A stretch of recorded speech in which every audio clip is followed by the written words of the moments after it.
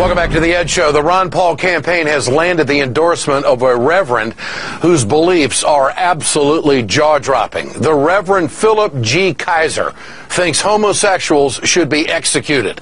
But the Paul campaign was thrilled to get Reverend Kaiser's endorsement, putting on their website, saying in a press release on Paul's website, "We welcome Reverend Kaiser's endorsement and the enlightening statements he makes on how Ron Paul's approach to government is consistent with Christian beliefs." But later, Paul's camp scrubbed the news of Kaiser's endorsement from its website. No explanation was given. It turns out Reverend Kaiser is in favor of what he calls biblical law, including the execution of homosexuals. He has written about it. As we have seen, he says, while many homosexuals would be executed, the threat of capital punishment can be restorative. Kaiser confirmed all of this when contacted and interviewed by Talking Points Memo.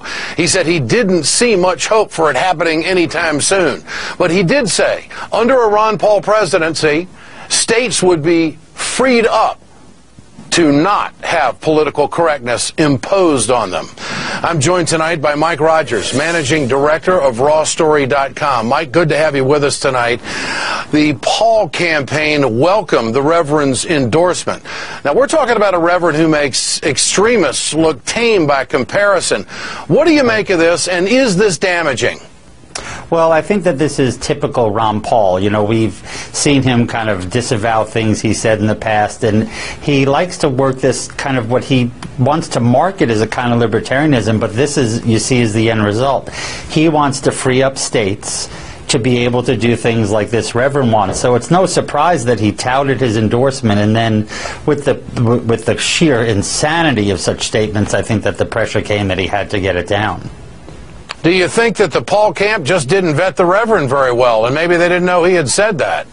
Oh, I don't know. I wouldn't be so convinced totally. I mean, there is the chance that they didn't do the proper work. We've seen them falter time and time again, but we've seen him make these statements and then kind of backtrack time and time again. So I think that there might actually be a strategy out there in which he throws out this kind of incendiary stuff because he knows it fires up that base. But in reality, what happens is he pretends that it's this whole libertarian kind of thing, but what he wants to do is just take those rights and the civil rights that have been afforded and throw it back to state control. For example, Lawrence v. Texas is a great example. He wants the state of Texas to basically make being gay illegal if they want to, and we hope that there's a higher court, the Supreme Court, that'll stop that from happening under a Ron Paul presidency.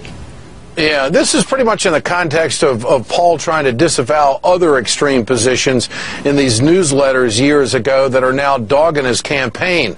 Paul wants to be bold, but he also seems to attract you know, a fringe element that's out there, and it is out in Iowa. The guy does have support. He's getting massive crowds compared to the other candidates. What do you make of all of this? Well, I think a lot of it is pretty kind of crazy marketing, because what he's really hoping for is a kind of reconstructionist growth of where Christian law and the Bible are what become one law with the civil law.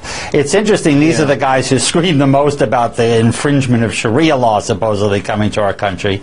But what they want, what Michelle Bachmann went to college for to learn, was how do we take these laws and make our laws as a civil society more in line with biblical teachings.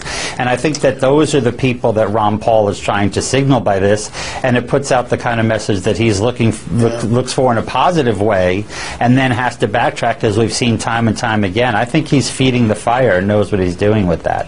Well, we should point out that Paul's Iowa State Director, his name is Mike Heath, he's got plenty of baggage of his own. He tried to out gay members of the Maine legislature, according to Talking Points Memo, and he's now focusing on Paul's outreach to the Christian right in Iowa. Interesting track record and assignment, don't you think? Well, it is. It's, you know, again, it's kind of these dirty political tricks, and of course we've talked about these issues before, and people like you who cover them in a responsible way, and then we see folks like Ron Paul and the people who are following him, and it shows the kind of followers that he has. They're just like a little bit off center. Yeah. Do you think that, I got to ask you quickly before we go, do you think that Ron Paul needs to make a statement on gay marriage? Does he need to make very crystal clear on how he feels about the gay community in this country in the wake of this endorsement? I think he does, and what he'll say is, I don't think the government should be involved in marriage, and he'll wave it off. But what we really need to realize is he doesn't think the federal government should be involved in guaranteeing rights. He believes that every state should be able to discriminate.